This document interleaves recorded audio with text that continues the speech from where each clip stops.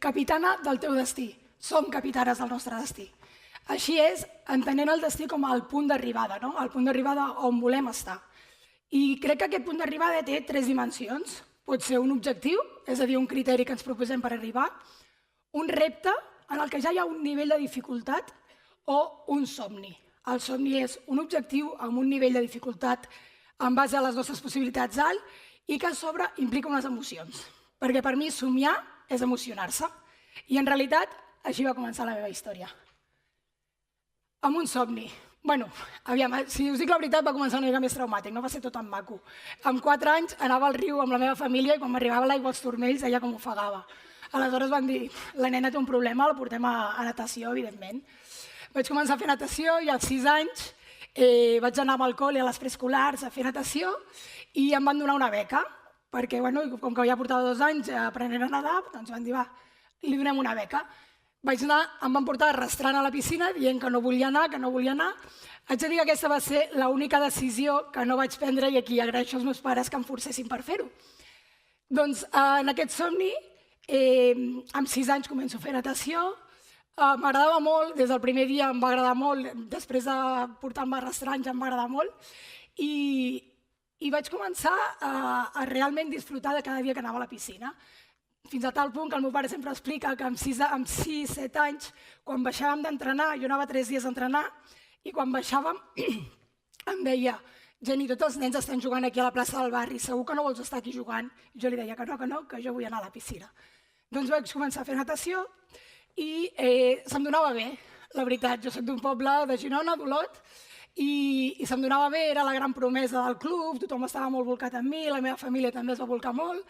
Doncs una mica anava molt bé, campiona d'Espanya, rècord d'Espanya, fins que un dia dic que jo tinc molt clar una cosa a la vida i que crec que soc afortunada perquè sempre l'he seguit i és que quan les coses no m'il·lusionen, les deixaré. Així que jo va començar a no il·lusionar-me la natació, m'avorria, anava sola a totes les competicions perquè del club només em classificava jo i vaig decidir contra tots i contra tot que em canviava d'esport, que feia waterpolo. Clar, el club no ho entenia, la meva família no ho va entendre, el meu pare de fet em va deixar de parlar 2 setmanes, em va dir que ell amb això del waterpolo no em recolzava perquè a més el waterpolo era de nois. I evidentment amb la natació podies arribar però amb el waterpolo no arribaries mai. A dia d'avui encara li recordo aquest comentari. Però també és veritat que venen d'una altra generació i que en aquell moment segur que ho feia amb tot l'amor del seu cor segur. Bé, doncs, amb aquest punt jo crec que hi ha un tema de determinació per aconseguir un somni, no?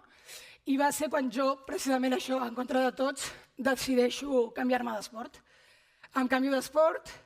Nosaltres vam haver de crear el waterpolo femení, el vam crear nosaltres a Olot, perquè hi havia equip masculí des de feia 20 anys, però el femení no existia, perquè les noies no jugaven a waterpolo. I aleshores vam crear un club. Jo l'any següent em va arribar una oferta d'anar-me'n al centre del rendiment a apostar per aquest somni. Era el meu somni, ho tenia molt clar. Vaig arribar a casa dels meus pares amb 15 anys, i els vaig dir que marxava de casa, que anava a lluitar pel meu somni. I em van dir, però filla, has d'estudiar, l'esport no et donarà, evidentment, el futur, però on vas? Però és veritat que sempre he tingut el recolzament dels meus pares, també crec que havien de dir en aquell moment allò. Doncs me'n vaig anar al centre del rendiment i res, en un any vaig debutar a la selecció absoluta. Aquell somni que vaig tindre, que va ser, que me l'he saltat, que és als 8 anys, estava veient els Jocs de Barcelona 92 i els vaig dir als meus pares, jo vull anar allà. I em van dir, molt bé, sí, clar, jo vull tindre... Saps, era com, vale, deixa de somiar i segueix, no? Que la vida no és això. Però després, quan ja vaig anar al centre del rendiment, vaig dir, i per què ha de ser un somni? Per què no es pot convertir en un repte o en un objectiu en un moment donat? Aleshores, vaig apostar, evidentment, per una cosa que ha sigut clau, que ha sigut l'esforç. Quan vaig anar al centre del rendiment, vam passar a entrenar 7 hores diàries. Ens aixecàvem a les 7 del matí per entrenar 7 hores cada dia. Vaig apostar tot, vaig deixar la família, vaig mig deixar els estudis, vaig deixar la vida d'adolescent que em tocava viure per lluitar per això. I aquest esforç es va convertir en molts anys. El 2000 entro al centre del rendiment, el 2003 debuto en un mundial, que per mi ja era... El somni es va apropant, i el 2004 es planteja el gran somni. Jocs Olímpics. Ens n'anem a un preolímpic. Els Jocs Olímpics en waterpolo només classifiquen 4 i nosaltres, Espanya estava encara una mica lluny en aquell concepte de classificar-se pels Jocs Olímpics, però ens n'anem a Itàlia a jugar un preolímpic i vam perdre d'un gol el partit decisiu, d'una manera una mica rara, arbitratges i de més, però jo era jove i deia, però clar, era plantejar-te 4 anys més fins la possibilitat de convertir el teu somni un altre cop en realitat. Doncs 4 anys més d'entrenar moltes hores, de dedicar-li moltíssim temps a tot això, i el 2008, vaig una mica ràpid, que si no, no dona temps, el 2008 es planteja un altre cop aquest nou repte, és classificar-se per uns Jocs Olímpics. Doncs el 2008 ens n'anem al preolímpic de nou, amb totes les il·lusions posades, amb 4 anys més d'experiències, també d'entrenaments, d'hores, de plorar, de sacrificar, però ens n'anem al 2008 amb més possibilitats. Acabàvem de ser campiones d'Europa, terceres d'Europa. Semblava que la cosa anava bé. Ens n'anem i perdem d'un gol a l'últim segon al partit decisió. Jo recordo la cara de la que va fer el gol, per on va entrar la pilota, ho recordo tot. Us asseguro que va ser un moment duríssim. Però dius, 4 anys més, 4 anys més, mare de Déu, quantes hores són 4 anys més? Doncs masses. Però dius, aquest era el meu somni, no? Aleshores, segueixo entrenant, evidentment, i el 2010 canviem d'entrenador, canvia tot una disciplina superdura, unes rutines molt exigents, però ens canvia l'equip. Ens fa créixer, ens fa creure'ns-ho, i realment el 2010 ens plantem en possibilitats en un europeu. Jo viatjant a l'europeu, després d'estar tot l'estiu entrenant, em lesiono, m'operen d'apendicitis a Croàcia, 10 dies ingressada amb 6 àvies croates, amb això us ho dic tot. Però jo dic, 2011 Mundial a Xangai, és el moment, l'equip anava bé, a una setmana del Mundial em trenco la mà. I en aquell moment sí que dic, ja està. Jo crec que a vegades els somnis no s'aconsegueixen i toca deixar-ho. Però un dia em vaig aixecar i vaig dir, de veritat t'has esforçat tant, de veritat s'ha esforçat tant la meva família, de veritat has donat tot perquè el somni es quedi a les portes? Quedava un preolímpic més que podia arribar, que era els Jocs Olímpics de Londres. Me'n vaig anar, vaig fer forta una vegada més, que l'esport ens ha ajudat a caure i aixecar-nos, i me'n vaig anar al preolímpic, ens en vam anar al preolímpic.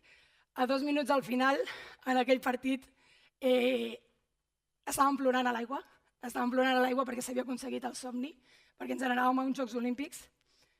No només vam anar a uns Jocs Olímpics, sinó que vam crear alguna cosa superespecial, un equip amb molta força, un equip que tenia recorregut, i a Londres no vam anar, ens va dir no vamos de vacaciones, no vam anar de vacances, evidentment, vam aconseguir una medalla de plata. L'any següent van arribar al Mundial de Barcelona, que això va ser superespecial perquè estàvem aquí amb tota la gent. Però clar, és molt fàcil passar anys així, però clar, darrere de tot això hi ha 8 hores d'entreno cada dia. Clar, aquí passen molt ràpid les diapositives, però el temps no passa tan ràpid quan estàs 8 hores a l'aigua cada dia. Aleshores, vam viure els 3 millors anys de la nostra vida, això ho tinc molt clar. Moltes vegades intento explicar el que vam sentir, el que vaig sentir quan vaig anar a uns Jocs Olímpics, i m'havien dit sempre, no t'ho puc explicar, jo havia estat en contacte amb gent dels Jocs, i ens deien sempre, no t'ho puc explicar, gent, és que no es pot explicar. Jo ara mateix sóc incapaç d'explicar el que vam sentir allà. O sigui, va ser superespecial. Va ser com... He aconseguit allò que en 8 anys vaig somiar, que era tan complicat, que hi ha hagut tants obstacles, hi ha hagut obstacles per ser dona, perquè la difusió no ha sigut la mateixa, perquè el tracte no ha sigut el mateix, perquè hem entrenat igual o més que ells, però això forma part de tot aquest camí que després valores. En el moment d'aixecar la Copa del Món, va ser de...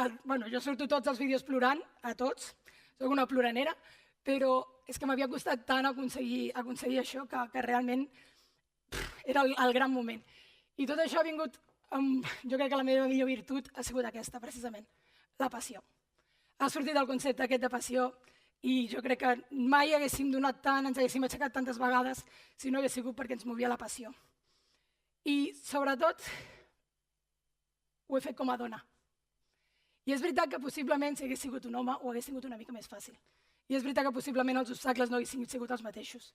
Però també crec que per el fet de ser dona, ningú pel sol fet de ser dona ha de renunciar a un somni.